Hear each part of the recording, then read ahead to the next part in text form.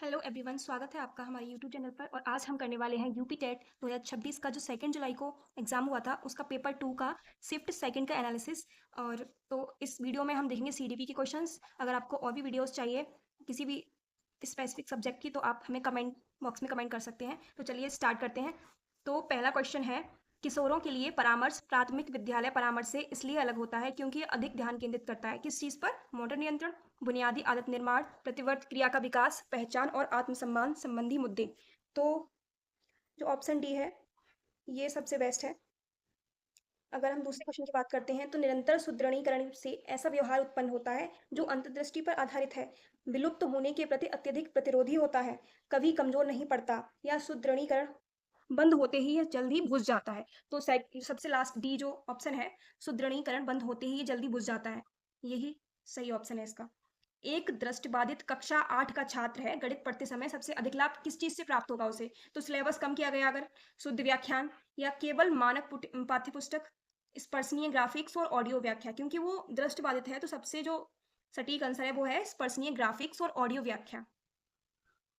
चौथा क्वेश्चन है, स्फूर्त अनुकूलन शास्त्रीय अनुकूलन से इसलिए अलग है क्योंकि इसमें क्या होता है? पहला, किसी सुदृढ़ीकरण की आवश्यकता नहीं होती, यह स्वैच्छिक अनुक्रियाएं शामिल होती हैं, यह स्वचालित होता है, यह प्रतिवर्ती होता है। तो जो स्वैच्छिक अनुक्रियाएं इसमें शामिल होती हैं इसलिए ये अलग है। किशोरावस्था के दौरान भावनात्मक उतार चढ़ाव काफी हद तक प्रभावित होते हैं किस चीज से? क्योंकि किशोरावस्था में ना जो आपके हार्मोन्स होते हैं वो चेंज होते हैं, तो हार्मोनल चेंजेस की वजह से ऐसा होता है। किशोरों में आत्मचेतना बढ़ने के कारण निम्न हो जाता है क्या चीज? शारीरिक ठहराव या सामाजिक अलगाव, बेहतर सोच, बेहतर प्रतिक्रिया। तो सामाजिक अलगाव होने लगता है किशोरों में। एक श्रवण बाधित किशोर को सबसे अधिक लाभ किस चीज से मिलता है? समान मूल्यांकन से, क्योंकि वो श्रवण बाधित है तो समान मूल्यांकन तो उसको दिक्कत होगी क्योंकि सबके समान वो नहीं है ना, थोड़ा सा उसको स्पेशली एबल्ड है। तो दृश्य संकेत और लिखित सहायता अगर उसको मिल जाती है तो वो बहुत अच्छा कर सकता है। नकारात्मक सुदृढ़ीकरण दंड से इस प्रकार भिन्न है क्योंकि यह सीखने की गति को स्थिर कर देता है या प्रतिक्रिया को कम करता है, सीखने की प्रक्रिया को रोकता है या प्रतिक्रियाओं को बढ़ाता है। नकारात्मक सुदृढ़ीकरण दंड जो है इसलिए सबसे भिन्न है क्योंकि इसमें प्रतिक्रियाएं बढ़ जाती हैं। तो ऑप्शन बी। किशोरों की नैतिक तर्क क्षमता किसके कारण बढ़ती है? शारीरिक ऊंचाई के कारण? बिल्कुल नहीं। प्रतिक्रियाशील परिपक्वता? नहीं। संवेदी विकास? नहीं। अमूर्त चिंतन के कारण ये बढ़ती है। किशोरों में अधिगम अक्षमता की शीघ्र पहचान से क्या होता है? किस चीज में मदद मिलती है? तो सभी के लिए अपेक्षाओं को कम करने में, सभी के लिए नहीं, स्थायी रूप से ठप्पा लगाने में नहीं, आवश्यकता वाले छात्रों को अलग करने में नहीं, समय पर हस्तक्षेप प्रदान करने में। अगर हमें पहले ही शुरुआत में हम उसकी पहचान कर लेंगे कि किस चीज को किस इंसान को या किस बच्चे को किस चीज की आवश्यकता है, कहाँ वो कमजोर है, तो वो समय पर हम उस चीज को उसका प्रबंधन कर देंगे और उसको उस चीज प्रोवाइड करा देंगे जिससे कि वो उसमें जो अक्षमता है वो दिक्कत ना दे और ये जो हमारी लर्निंग है वो अच्छे से बढ़ती रहे।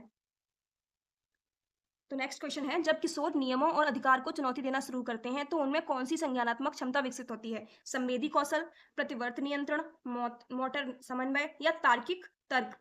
तो क्या नियम और अधिकार जब कुछ चुनौती देना शुरू करते हैं तो उनमें तार्किक तर्क बढ़ जाता है, लॉजिकल रीजनिंग बढ़ जाती है। पियाजे के अनुसार किशोर सोचना शुरू करते हैं तो वो अब्स्ट्रैक्टली, मतलब कि अमूर्त रूप से, उनकी जो पियाजे की जो अवस्थाएं हैं उसमें है एक औपचारिक संक्रियात्मक, वही है किशोर की एज जो है वो उसी पर आती है, औपचारिक संक्रियात्मक। वहां पे क्या है, अमूर्त चिंतन करने लगता है। तो अमूर्त रूप से बालक जो किशोर है वो सोचना शुरू करता है। किशोरावस्था में सहकर्मी मार्गदर्शन बढ़ाता है सामाजिक पदानुक्रम को, अलगाव को, या छात्रों के बीच प्रतिस्पर्धा को, या सामाजिक एकीकरण। तो सहकर्मी जो मार्गदर्शन है वो सामाजिक एकीकरण बढ़ाता है। शिक्षण में बाल विकास को समझने की आवश्यकता महत्वपूर्ण है क्योंकि यह अनुशासन को कम करती है? नहीं। यह कक्षा पर शिक्षक का नियंत्रण बढ़ाता है, यह मूल्यांकन को समाप्त करता है, यह शिक्षण को विकासात्मक तत्परता के साथ संरेखित करने में मदद करता है। तो यही ऑप्शन सबसे बेस्ट है। किशोरों में आंतरिक प्रेरणा तब बढ़ती है जब वे याद करते हैं, उन्हें दंड का भय होता है, वे निरंतर प्रतिस्पर्धा करते हैं? नहीं। वे स्वायत्तता का अनुभव करते हैं तब।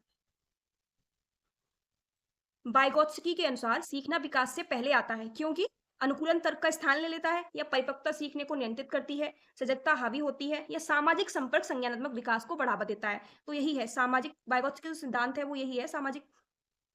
तो सामाजिक संपर्क संज्ञानात्मक विकास को बढ़ावा देता है। शिक्षण का एक मुख्य सिद्धांत क्या है? व्याख्यान से अनुशासन की ओर नहीं, जटिल से सरल की ओर नहीं, सरल से जटिल की ओर है। तो कठिन से अमूर्त की ओर नहीं, ज्ञात से अज्ञात की ओर। तो option D is the right one. जो शिक्षक पाठों को वर्तमान सामाजिक मुद्दों से जोड़ते हैं, वो किस चीज को बढ़ावा दे रहे हैं? तो वे भय को नहीं, निष्क्रिय स्मरण बिल्कुल नहीं, रटकर याद करना नहीं, वो संदर्भित यानी कि कॉन्टेक्स्ट जो है, उनका कॉन्सेप्ट है या कॉन्टेक्स्ट है, उस चीज को वो समझा रहे हैं, उससे रिलेट कर रहे हैं, तो संदर्भित अधिगम करा रहे हैं वो। स्फूर्त अनुकूलन मुख्य रूप से किससे संबंधित है? तो ये परिपक्वता से या प्रतिवर्ती क्रियाओं से, अंतर्दृष्टि से या अपने नियंत्रण में व्यवहार से। तो ये है अपने नियंत्रण में व्यवहार, ऑप्शन डी। विकास में अनुवांशिकता और पर्यावरण परस्पर क्रिया करते हैं, क्योंकि कि मीडिया व्यक्तित्व को नियंत्रित करती है नहीं, जीन स्वतंत्र रूप से कार्य करते हैं नहीं, विद्यालय अनुवांशिकता की जगह ले लेता है नहीं, पर्यावरण अनुवांशिक क्षमता को आकार देता है। ये option D is the right one. माता पिता के विचारों को अस्वीकार करने और स्वतंत्र विचार विकसित करने वाले किशोर बातों को दर्शाते हैं कि ये संवेदी विकास नहीं, संज्ञानात्मक प्रतिगमन नहीं, प्रतिक्रिया का प्रभुत्व नहीं, पहचान की खोज। हाँ, ये सही है ऑप्शन। कक्षा 8 का एक छात्र परीक्षा में अपने प्रदर्शन में सुधार तभी करता है जब उसकी सार्वजनिक रूप से प्रशंसा की जाती है। यह सबसे अच्छी तरह क्या दर्शाता है? तत्परता का नियम नहीं, शास्त्रीय अनुकूलन नहीं, इनसाइट लर्निंग या अंतर्दृष्टि अधिगम नहीं, स्फूर्त अनुकूलन या इसको बोलते हैं ऑपरेंट कंडीशनिंग, स्फूर्त अनुकूलन। अवधारणात्मक समझ तब प्रदर्शित होती है जब छात्र सूत्रों को याद करता है नहीं, परिभाषाएं याद करता है, याद करने वाली चीज नहीं होगी, वो उदाहरण की नकल करता है, ये भी नहीं होगा, नए संदर्भों में विचारों को लागू करता है, तब उसको समझते हैं, कॉन्सेप्ट उसको समझ में आ गया है। किशोरावस्था में संतुलित विकास इनके बीच परस्पर क्रिया पर निर्भर करता है, किन दोनों चीज? तो अनुवांशिकता और पर्यावरण। जब किशोर किसी एक असफलता को लेकर अति सामान्यीकरण करते हैं, मैं हमेशा असफल होता हूँ, तो ये क्या चीज है, किस चीज को दर्शाता है? तो ये क्या है? मेटाकॉग्निशन नहीं, लॉजिकल अमूर्तन यानी कि तार्किक अमूर्तन या लॉजिकल अब्स्ट्रैक्शन नहीं, वैज्ञानिक तर्क नहीं, ये क्या हो जाए? वो संज्ञानात्मक विकृति, वो क्या है, उसके मन में ऐसा विकृति उत्पन्न हो गई है कि मैं तो हमेशा ही असफल होता हूँ। तो option D is the right one. कार्यात्मक व्यवहार मूल्यांकन समावेशन का समर्थन करता है, क्योंकि वह क्या है? लेबलिंग को प्रोत्साहित करता है या दंड पर ध्यान केंद्रित करता है, अलगाव को बढ़ावा देता है, व्यवहार के पर्यावरणीय कारकों की पहचान करता है। तो कार्यात्मक व्यवहार मूल्यांकन समावेशन का समर्थन ये इसी है क्योंकि व्यवहार के पर्यावरण कारकों की ये पहचान करता है। शिक्षण की प्रभावशीलता तब बेहतर होती है जब अनुशासन सख्त हो जाता है, बिल्कुल नहीं, विधियां अधिगम उद्देश्यों के अनुरूप होती हैं, सबसे बेस्ट यही है। गृह कार्य बढ़ जाता है तो बिल्कुल भी नहीं होगा। शिक्षक अधिक व्याख्यान देते हैं तो इंटरेक्शन नहीं होगा इतना। तो सबसे बढ़िया यही है कि विधियां अधिगम उद्देश्यों के अनुरूप अगर होंगी तो वो सबसे ज्यादा प्रभावशील शिक्षण होगा।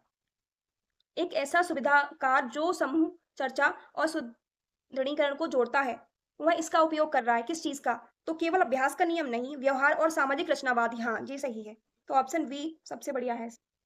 समावेशी शिक्षा में जरूरत न होने पर भी बहुत ज्यादा मदद देने का परिणाम क्या हो सकता है? तो हिस्सेदारी नहीं, बढ़ी हुई स्वतंत्रता नहीं, बढ़ी हुई सहनशीलता नहीं, ये निर्भर हो सकता है क्योंकि यहाँ पे जरूरत से ज्यादा जो है मदद मिल रही है, तो वो हमेशा फिर वो डिपेंड रहेगा उस मदद के लिए, तो निर्भरता बढ़ सकती है इससे। एक शिक्षक जो छात्रों को समस्याओं की जांच करने और उत्तर खोजने के लिए प्रोत्साहित करता है, वह निम्न का प्रयोग कर रहा है, किस चीज का? अभ्यास विधि का नहीं, व्याख्यान नहीं, दंड नहीं, जांच आधारित विधि की, इंक्वायरी बेस्ड, क्योंकि समस्याओं की जांच करने के लिए बोल रहा है ना वो, उत्तर खोज, तो जांच आधारित अधिगम है। ठीक है, तो इसी के साथ मिलते हैं आपसे नेक्स्ट वीडियो में। Bye bye, take care.